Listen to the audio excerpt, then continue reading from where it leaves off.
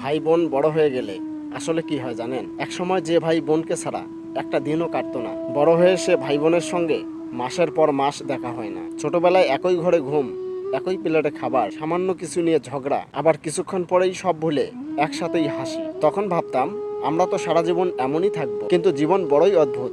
সময় আমাদেরকে বড় করে আর দায়িত্বগুলো আমাদেরকে আলাদা করে দেয়। এক সময় যার সঙ্গে একই ঘরে বড় হয়েছি, একদিন তার বাড়িতেই যেতে হয় মেহমান হয়ে। তখন ইচ্ছে করলেই বলা যায় না, চলো আজ একসাথে বসি। কারণ যার যার সংসার, যার যার ব্যস্ততা, যার যার দায়িত্ব। শুধুই পড়ে থাকে ছোটবেলার স্মৃতিগুলো, যে স্মৃতিগুলো মনে পড়লেই হঠাৎ বুকের ভেতরটা কেমনটা ফাঁকা লাগে, চোখের কোণে অজান্তেই পানি জমে যায়। সবচেয়ে কষ্টের বিষয়টা কি জানেন?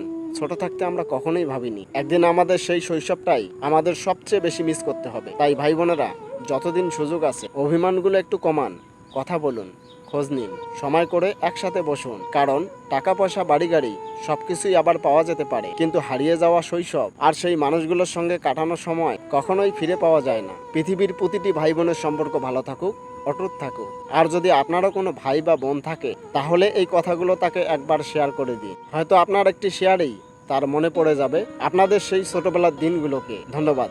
ভিডিওটি ভালো লাগলে লাইক, কমেন্ট এবং শেয়ার করতে পারেন। আসসালামু আলাইকুম।